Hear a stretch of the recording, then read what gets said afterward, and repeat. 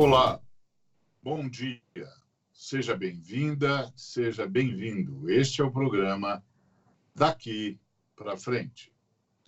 Hoje, nossa pergunta é: por que a negra Raquel está chorando?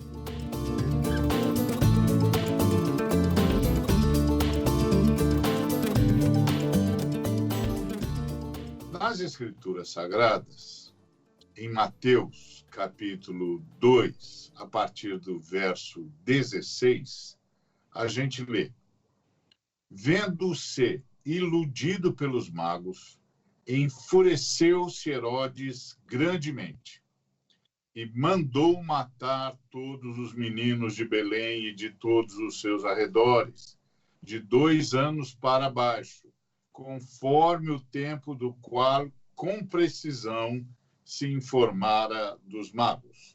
Então, se cumpriu o que fora dito por intermédio do profeta Jeremias. Ouviu-se um clamor em Ramá, pranto, choro e grande lamento. Era Raquel, chorando por seus filhos e inconsolável, porque não mais existem. Essa é uma profecia, literalmente, quando Herodes decidiu perseguir Jesus de Nazaré. Jesus de Nazaré, recém-nascido, visitado pelos magos, já devia estar aí com quase 2 anos, e o Herodes, então, ficou alarmado com a notícia dos magos, que disseram ter visto a estrela do Filho de Deus e que vieram para adorá-lo, rei dos judeus.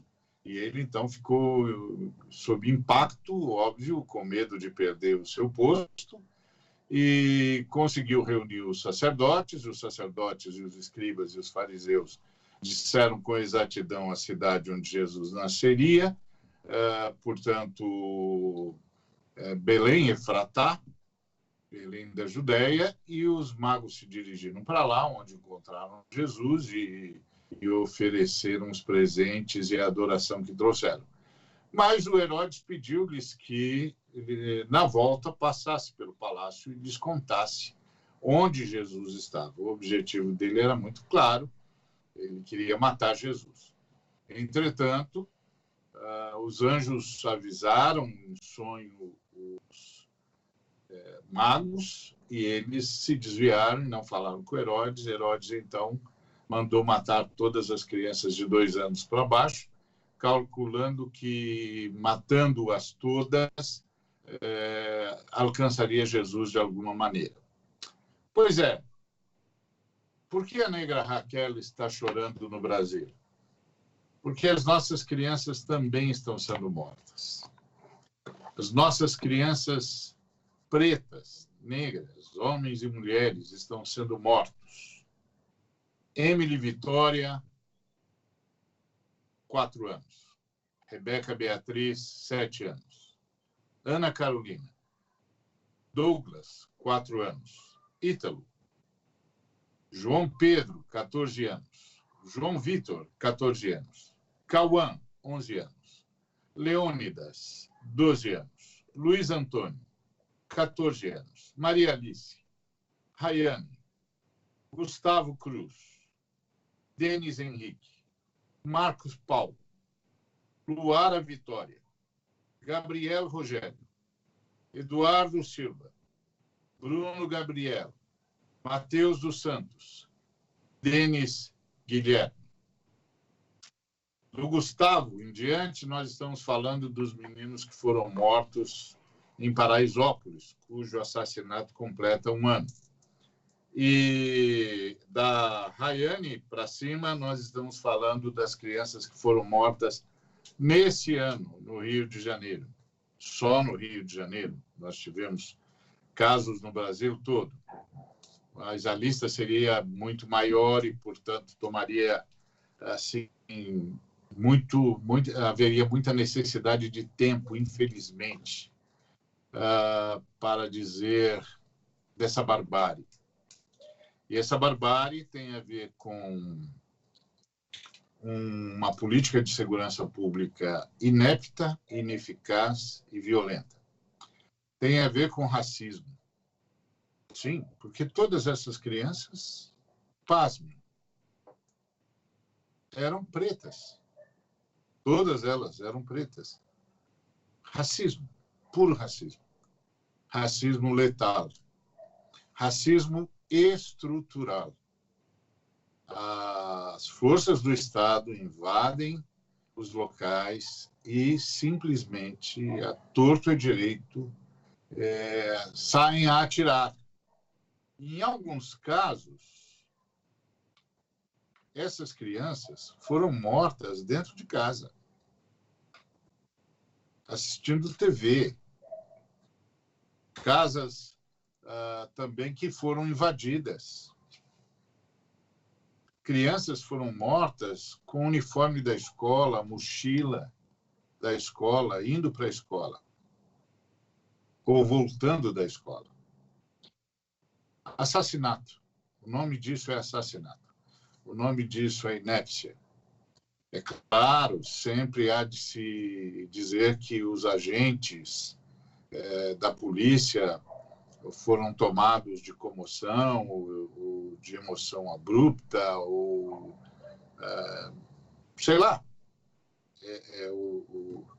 o excedente da ilicitude, não sei. O fato é, esses agentes do Estado estão muito mal treinados. Isto é, se não houver já embutido no treinamento um racismo estrutural. Tipo, olhou para a pessoa, ela é negra, é suspeita.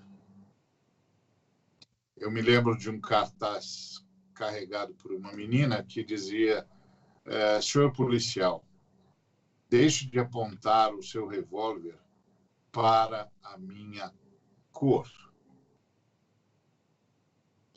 Então, Raquel, a negra Raquel, chora pelas suas crianças. E eu insisto em negra Raquel porque esses personagens todos que você lê no Novo Testamento, todos eram negros. A começar de Jesus de Nazaré. Todos eles. Tanto no Novo quanto no Velho Testamento. Eram todos negros. A fé cristã é uma fé afroasiática. Nasceu lá no entroncamento da África com a Ásia. Seus protagonistas eram todos negros. A começar de Jesus de Nazaré, passando pelos seus apóstolos, a começar de Moisés, passando pelos profetas. Então, assassinato, assassinato, assassinato. Choro, lamento e dor. E a pergunta é, até quando? Até quando as negras estarão chorando a perda dos seus filhos, como a negra Raquel chorou? William, que considerações você poderia fazer sobre essa tragédia que se abate sobre a nação? Bom dia, Ari. Bom dia a todas e todos que nos acompanham aqui pelo programa Daqui para Frente. Continuamos a chorar. Nossa nação chora. Precisamos chorar realmente. Precisamos, enquanto nação, chorar, nos comover. O nosso coração, o coração da população brasileira, precisa sentir alguma coisa. É necessário que haja uma transformação de coração, que seja tirado o coração de pedra, como diz as Escrituras. É necessário que haja lamento, que se sinta a dor. A pergunta que eu me faço é por que não se sente mais a morte de crianças? Somos uma nação em que as crianças que matamos as nossas crianças. Somos uma nação que matamos as nossas crianças. E nossas crianças, eminentemente, como disse o Ari, negras. pobres. O racismo estrutural está acabando com o nosso país. Estão ideologizando tudo. Estão, inclusive, ideologizando a vida. Todas as vidas importam.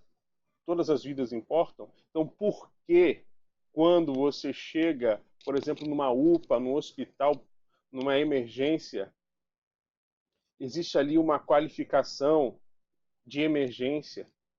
Se todo mundo importa, então, por que todos não são atendidos da mesma maneira? Por que alguém está numa emergência maior do que a outra? Porque o caso daquela pessoa, a vida daquela pessoa está em risco. Por isso, dizemos que as vidas negras importam. Por isso, estamos dizendo que Raquel está chorando, a negra Raquel está chorando. Porque quem chora, na realidade, nesse país, são os negros, as mães negras. Quem está chorando nesse país são os negros. Nós precisamos sentir, nós enquanto brasileiros, principalmente nós enquanto cristãos, precisamos sentir isso. Precisamos sentir isso. Lembro-me do livro de Neemias. O texto diz que ele perguntou como é que está, ele perguntou, Neemias, como é que estão os meus irmãos? Como é que está Jerusalém? E diante da notícia que ele recebe, sabendo o estado que estava Jerusalém e os seus irmãos, seus conterrâneos, a maneira como viviam, o texto sagrado diz que ele lamentou e chorou por alguns dias.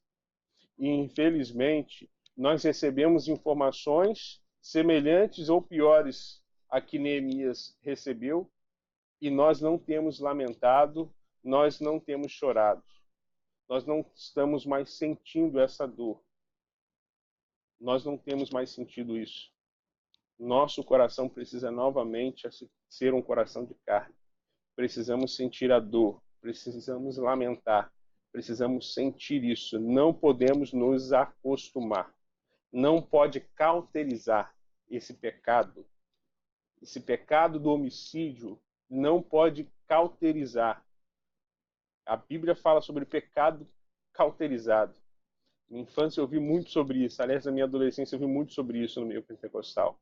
E agora, o pecado cauterizado que mais me incomoda é o homicídio. E principalmente, quem morre são os negros. Então, as Raquéis no Brasil estão chorando, principalmente as Raquéis indígenas e negras, estão chorando a perda dos seus filhos. E isso é um crime. Isso é um crime terrível contra a humanidade, um crime contra a humanidade. E aí estamos diante da pandemia e o presidente está fazendo piada, continua fazendo piada acerca da pandemia, e o Ministério da Saúde não tem nenhum plano, nenhum projeto, nenhuma estratégia, não tem tática, não tem vacina e não tem seringas para a aplicação da vacina. Ou seja, esse é um país à deriva. E quem vai sofrer mais com isso? Sempre os pobres, sempre os pretos, sempre as mulheres, sempre os indígenas, sempre os vulnerabilizados. É assustador, é um quadro bíblico, nesse sentido do dantesco do termo. Nós precisamos conversar mais sobre isso. E vamos conversar daqui a pouco, nós vamos para um intervalo e voltamos daqui a pouco para responder a pergunta: por que a negra Raquel está chorando? Fique conosco.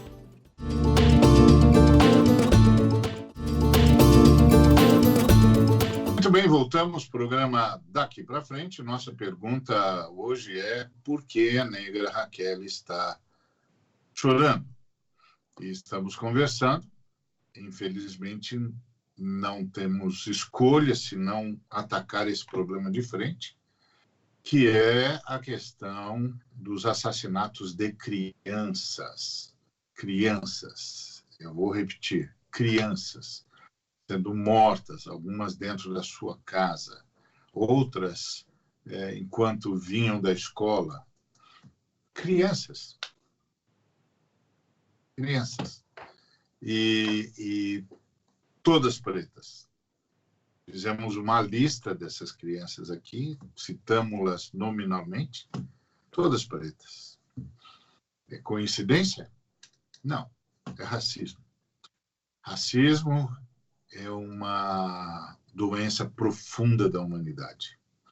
A gente assistiu a cena do jogo entre o PSG e o time de Istambul, e quando um dos jogadores se sentiu desacatado pelo quarto árbitro, e então foi questioná-lo porque estava sendo tratado de forma diferente, e aí então os demais jogadores se solidarizaram com o jogador que foi tratado com racismo e decidiram não participar do jogo se o quarto árbitro continuasse. Como o quarto árbitro não saiu, eles saíram. Foi um gesto memorável. Memorável. Memorável. Entrou para a história. Quando os jogadores de futebol deixaram claro a sua solidariedade com todos aqueles que sofrem por causa do racismo. E fica para a gente a pergunta, né, William? Quais posições nós temos de tomar? Que reações nós temos de ter? Que posturas nós temos de ter? Por exemplo, nós tivemos a morte do Beto no Carrefour, em Porto Alegre. E, pela primeira vez, nós tivemos uma reação da população contra o racismo, e, inclusive, uma reação muito parecida, guardadas as devidas proporções, porque lá tem uma intensidade muito maior, mas muito parecida com a reação dos negros estadunidenses quando seus semelhantes são assassinados pela polícia, sempre pela polícia branca.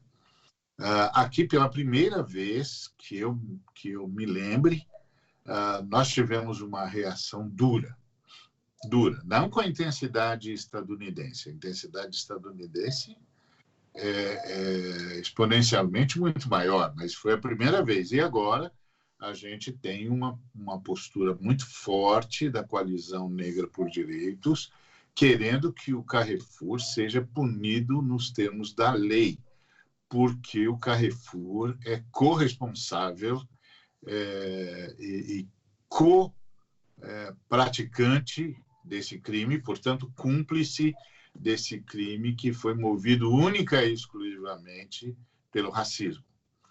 Qual a sua opinião sobre isso, William? Nós precisamos urgentemente tomar algumas posições. Eu penso que a primeira delas é continuarmos a nossa denúncia a respeito das políticas públicas que são implementadas tanto na instância do Executivo quanto na instância estadual a respeito de segurança pública. Porque quando vemos o que está acontecendo com as nossas crianças, ou foram por ineficiência do Estado, ou foram assassinadas pela mão do próprio Estado. E isso quando não está sendo até mesmo influenciada pelo Executivo ações como aconteceu contra o Beto. Então nós precisamos urgentemente tomar posições, primeiro, com relação às políticas públicas de segurança. É necessário, isso é urgente, políticas públicas de segurança, primeiro, para que o próprio Estado não seja o agente de morte, para que o Estado não venha a ser mais um agente de morte. Segundo, para que o executivo do nosso país, que o governo atual não venha trazer influências ou não venha trazer princípios belicosos que venham gerar esse contrito, esse atrito. Nós temos um governo que dá prioridade a armas, que vai criar políticas para que o maior número de armas entre no nosso país, que tem a sua preocupação em fazer com que as pessoas tenham armas. E a menor preocupação você vê a respeito, por exemplo, da vacina, como você bem colocou, qual é a estratégia, qual é o plano de vacinação que nós temos? Não existe. Agora, existem políticas para que o maior número de armas e munições estejam acessíveis para a população. Qual lugar no mundo em que, colocando mais armamento, colocando mais munições, se diminui a violência? Se diminui a violência. Com falas semelhantes a essas que o nosso presidente faz, diminui a violência. Em que lugar do mundo isso acontece? Então nós precisamos, primeiramente, buscar políticas públicas, ir para a rua quando possível, denunciar. Nós precisamos nos posicionar. E nós, enquanto cristãos, devemos capitanear essas ações, capitanear esses esforços, porque nós somos aqueles que dizem serem representantes do Cristo. Aquele a qual o profeta Isaías disse que seria chamado príncipe da paz. Aquele que está relacionado com a guerra é o inimigo de nossas almas. O nosso Senhor e Salvador Jesus Cristo é adjetivado como príncipe da paz. Então, precisamos nos posicionar quanto a isso e denunciar urgentemente tudo isso que está acontecendo em nossa nação, tanto na instância federal quanto na instância estadual. É isso mesmo. E a gente tem, inclusive, de lembrar, o William estava falando que Jesus é o príncipe da paz, e é verdade, aleluia, glória seja dada ao nome de Jesus. Agora, lembre-se, Jesus também foi perseguido, Jesus iria ser morto. Se o pai de Jesus não é ágil, o pai terreno de Jesus não é ágil, e obedece a palavra do anjo que lhe trouxe durante o sono uma palavra de ordem do Pai Eterno, dizendo: pega a criança, a mulher e some daqui, vai para o Egito. Se ele não tivesse sido ágil, provavelmente nós não estaríamos aqui falando de Jesus. Jesus seria mais uma das crianças para entrar nessa estatística de assassinato baseado em racismos, em diferenças religiosas, em ideologias transversas, usadas como desculpas para promover o assassinato. Seria mais uma vítima dessa injustiça que campeia principalmente o Brasil. E já o faz há muitos e muitos anos, há décadas, há séculos. Então, nós cristãos, nós não podemos, sob hipótese alguma, apoiar um governo que é beligerante.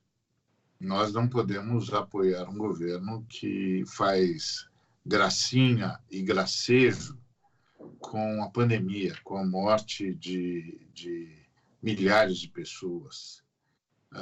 Nós não podemos ser coniventes com um governo que mente nas eleições e expõe todo mundo à morte na pandemia, pela pandemia, só porque quer levar o processo eleitoral a cabo para vencer as eleições, sabe Deus de que jeito. Então, tudo isso faz parte do ódio.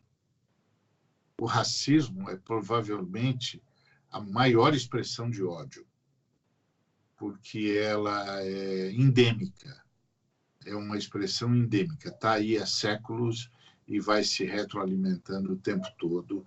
Gerações se passaram e o ódio racista continua de pé, e as pessoas continuam a ser tratadas a partir da cor da sua pele, e os negros continuam a ser marginalizados, ainda que sejam a maioria da nação, alijados do acesso ao ensino, ao trabalho, à dignidade, ao salário justo. Então, nós precisamos, como o William disse, nós precisamos tomar posição como cristãos. Nossos púlpitos precisam falar de racismo, precisam condenar o racismo. Nossa teologia precisa ser enegrecida. Esse é um termo, inclusive, que eu aprendi com o William. O William que veio para mim um dia desse e disse, vamos fazer um congresso chamado Enegrecendo a Teologia. Então, nossa teologia e nossas mensagens precisam ser enegrecidas. Isso tem que ficar muito claro. O púlpito não pode pregar aos brasileiros como se os brasileiros não estivessem divididos pelo racismo. E a coalizão negra por direitos estabeleceu uma divisa onde ela afirma, enquanto houver racismo, não haverá democracia. E eu gostaria de levar essa divisa, parafrasear essa divisa para dentro da igreja. Se os nossos sermões não denunciam o racismo e não corrigem o racismo, que inclusive há dentro da igreja, esses sermões não podem ser considerados de Cristo, inspirados, evangélicos. Então, se o sermão não combate o racismo, não é inspirado por Deus. Estamos aqui contra o racismo. Para isso se manifestou o Filho de Deus, para desfazer as obras do diabo. E a maior obra do diabo, no nosso momento, chama-se racismo. É isso, meu irmão, minha irmã, você que nos deu o privilégio de estar conosco nesse tempo. Se não houver ataque ao racismo, denúncia do racismo, não houve pregação do Evangelho. E não há amor ao próximo. Como disse o William, e eu volto a insistir, é o diabo que não quer que você fale sobre o racismo. Deus quer que você fale, denuncie e corrija esse crime contra a humanidade. É comigo, é com você daqui para frente.